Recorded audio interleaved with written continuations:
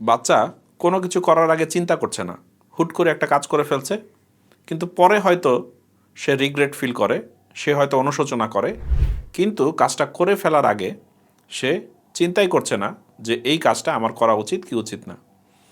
অনেক এডিএইচডি বাচ্চা আছে যাদের মধ্যে ইম্পালসিভিটিটা বেশি থাকে। এডিএইচডি বলতে আমরা তো জানি যে attention deficit hyperactivity disorder, আর ইম্পালসিভিটিটা হচ্ছে এই ধরনের কিছু বাচ্চার মধ্যে প্রচুর পরিমাণে এই সামনে পিছনে চিন্তা না করে কাজ করে ফেলার প্রবণতা থাকে। যেমন কিছু কিছু বাচ্চা আছে হুট করে একজনকে একটা কটু কথা বলে ফেললো, হুট করে একটা গালি দিয়ে দিল। দেখা যাচ্ছে যে বন্ধুদের সাথে খেলছে, মতের অমিল হলেই হুট করে একটা মার দিয়ে দিল। অথবা বাবা মা হাত ধরে হেঁটে নিয়ে যাচ্ছে, হুট করে হাত ছেড়ে দৌড় মারলো, সামনে পিছনে চিন্তা করছে না যে আমার বিপদ হতে পারে কি পারে না। অথবা এই সামাজিক পরিস্থিতিতে এই কাজটি করা উচিত কি উচিত না, হুট করে বাচ্চা আগে চিন্তা করছে না, চিন্তা না করেই হুট করে একটা কাজ করে ফেলছে, ইম্পালসিভ আচরণ করছে।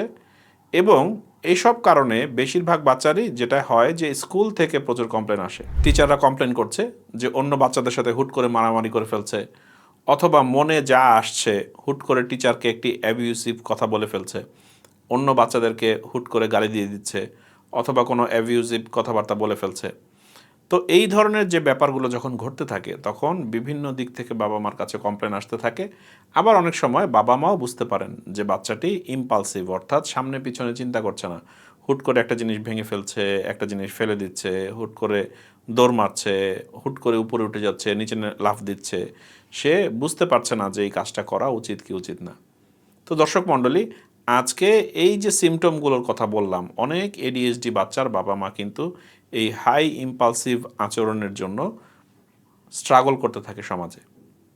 তো এই ধরনের বাচ্চাদের আসলে কি হয় যে ব্রেইনের কিছু অংশ আছে যেগুলি আমাদের ইম্পালস কন্ট্রোল করে, mainly dorsolateral prefrontal cortex, frontal cortex, এই ধরনের অংশগুলো।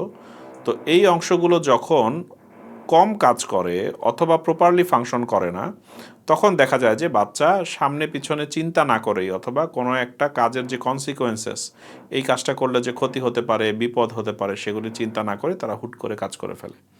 তো এইসব ক্ষেত্রে আসলে উত্তরণের উপায় কি? সাধারণত দেখা যায় যে অনেক সময়ই মানুষ মনে করে যে কিছু অ্যান্টিসাইকোটিক ড্রাগ আছে, কিছু স্টিমুল্যান্ট আছে, এগুলি খেলে হয়তো সাময়িক একটু সুবিধা পাওয়া যায়, কিন্তু দীর্ঘমেয়াদে আমরা দেখেছি যে বাচ্চাদের ডোজ বাড়াতে বাড়াতেও একসময় ইম্পালসিভিটি কন্ট্রোল হয় না, অথবা সাময়িক সুবিধা পেলেও পরবর্তীতে সেই ইম্পালসিভিটিগুলো বেড়ে যেতে থাকে। তো এইসব ক্ষেত্রে আসলে একটা সমন্বিত ম্যানেজমেন্ট দরকার। ওষুধপত্র তো যদি প্রয়োজন হয় চাইল্ড নিউরোলজিস্ট অথবা সাইকিয়াট্রিস্ট ওনারা অনেক সময় দেন, তার পাশাপাশি খুবই গুরুত্বপূর্ণ যে ৩-৪টা কাজ আছে, এই কাজগুলো কিন্তু নিয়মিত করতে হয়। এর মধ্যে প্রধানতম একটা বিষয় হচ্ছে সেন্সরি ইন্টিগ্রেশন। একটা বাচ্চা যখন তার সেন্সগুলোকে ঠিকমতো প্রসেস করতে না পারে, তখন কিন্তু ব্রেন ওভারলোডেড হয়ে থাকে এবং ফ্রন্টাল কর্টেক্স কী সিদ্ধান্ত নিবে সেটা আর নিতে পারে না। তখন তারা হুট করে ইম্পালসিভ আচরণ অনেক সময় করে ফেলে। সেন্সরি ইন্টিগ্রেশন তাদের ক্ষেত্রে ভালো কাজ করে। এছাড়াও অনেক বাচ্চার ক্ষেত্রেই দেখা যায় যে তার বডি রেগুলেশন, মুভমেন্ট রেগুলেশন এবং ফাইন মোটর এবং গ্রস মোটরের রেগুলেশন, এগুলির মধ্যে ঝামেলা থাকে। তাদের ক্ষেত্রে আমরা নিউরো ডেভেলপমেন্টাল থেরাপি টেকনিকগুলো ব্যবহার করে থাকি।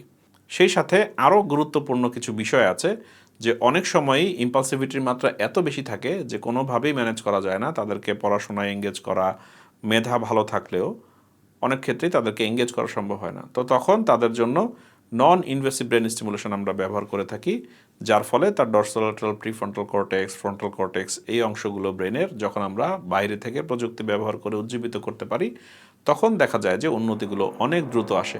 সাধারণত আমরা দেখেছি যে একটা এডিএইচডি বাচ্চা স্থিমিত হয়ে আসতে 6 থেকে 1 বছরের মধ্যেই মোটামুটি বেশ ভালো পর্যায়ে চলে যাওয়া সম্ভব। তো সাধারণত আমরা দেখেছি 6 মাস থেকে 1 বছর সময়ের মধ্যেই এডিএইচডি বাচ্চারা বেশ ভালো মতো নিজেদেরকে রেগুলেট করে ফেলতে পারে যদি সমন্বিতভাবে তার এই ম্যানেজমেন্টগুলো হয়। তাহলে আমরা একটু আরেকবার রিক্যাপ করি, সমন্বিত ম্যানেজমেন্টটা কী হতে পারে? প্রয়োজন হলে ওষুধপত্র, সেই সাথে sensory integration, neuro developmental therapy, non invasive brain stimulation এবং সর্বোপরি বাসার কিছু ম্যানেজমেন্ট আছে যেগুলি থেরাপিস্টদের কাছ থেকে বাবা মা শিখে নেবেন। সেই কাজগুলো বাসায় বাচ্চার সাথে প্রতিনিয়ত করতে থাকলে বাচ্চা খুব দ্রুত ডেভেলপ করে। আপনি যদি মনে করেন যে আপনার বাচ্চাটিও এরকম স্ট্রাগল করছে, এটা কিন্তু তার দোষ না। আপনি যদি মনে করেন আপনার বাচ্চাকে আপনি একটি সুস্থির পরিবেশ দিবেন, তার ব্রেনটাকে স্থিমিত করে যাতে সে সব দিকে মনোযোগ দিতে পারে, ইম্পালসিভ আচরণ যাতে কমে, এটাতে হেল্প করতে চান, তাহলে নিচের বাটনে ক্লিক করে একটি অ্যাপয়েন্টমেন্ট বুক করুন। ইনশাল্লাহ আমরা সবাই মিলে আপনার বাচ্চাকে উন্নতি দিতে পারবো। ধন্যবাদ।